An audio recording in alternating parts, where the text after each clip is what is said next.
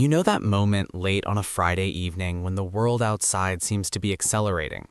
Phones light up with invitations, group chats start filling with plans, photos appear online of crowded restaurants, loud music, people dressed up for nights that are supposed to feel exciting. And somehow, you feel the opposite pull. Not boredom, not sadness, just a quiet sense that staying home feels right. Maybe you make a cup of tea.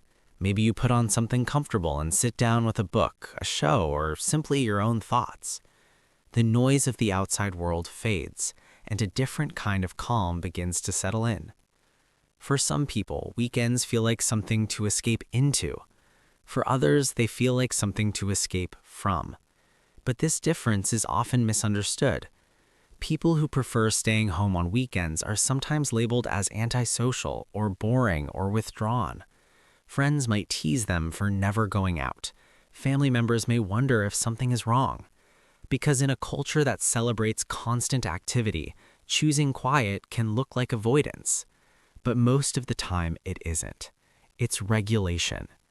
And there's a deeper psychological reason why some people feel more restored by staying in than by stepping out.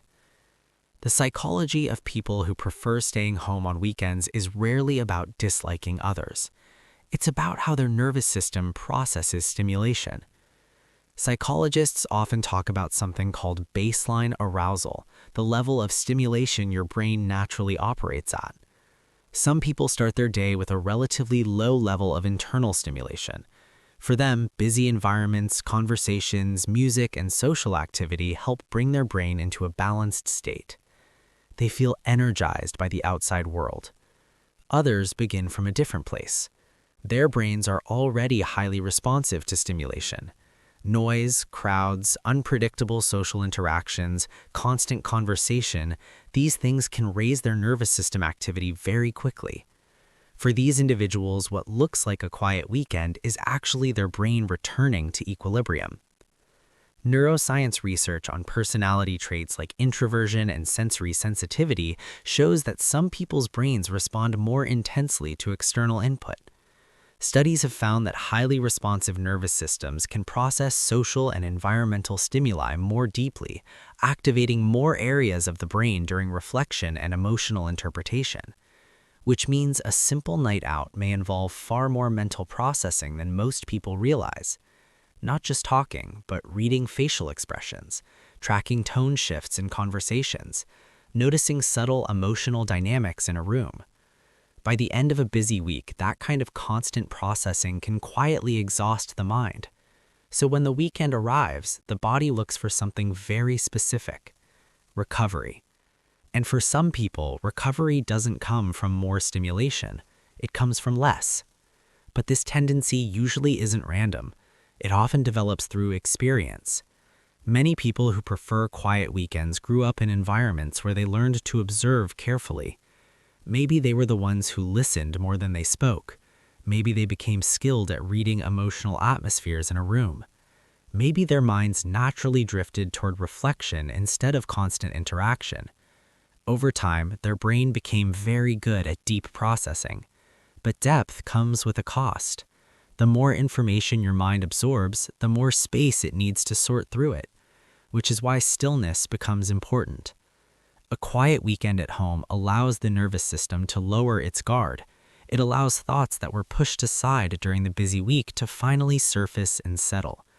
What looks like doing nothing from the outside can actually be a form of psychological maintenance, a kind of internal recalibration. And it's important to say something clearly here.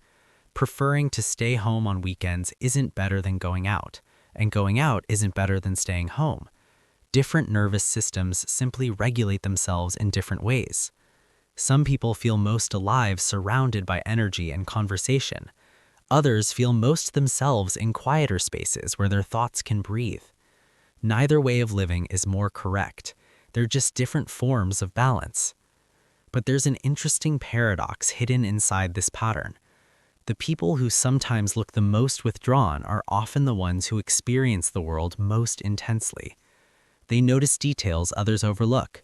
They reflect deeply on conversations long after they end. They carry emotional experiences longer.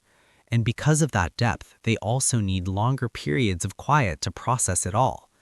Which means the quiet weekend isn't a rejection of life. It's how their mind stays connected to it. Of course, this preference has its trade-offs. Choosing quiet often means living slightly outside the rhythm of a culture that celebrates constant movement. Sometimes it means explaining yourself more than you'd like. Sometimes it means watching others assume things about you that aren't true. But it also creates something rare. A mind that isn't constantly pulled outward. A life with room for reflection. And moments of stillness where thoughts can finally settle into something meaningful. If you're someone who feels that quiet pull when the weekend arrives, there's a good chance nothing about that instinct is accidental. Your mind may simply be wired to restore itself differently. Not through noise, but through space. Not through crowds, but through calm. And once you understand that, something subtle begins to shift. The guilt that sometimes accompanies staying in starts to fade, because what once looked like withdrawn begins to look more like awareness, an understanding of what your mind actually needs. And if this feeling sounded familiar, that quiet preference for stillness while the rest of the world rushes outward, there may be other parts of your psychology that follow the same pattern.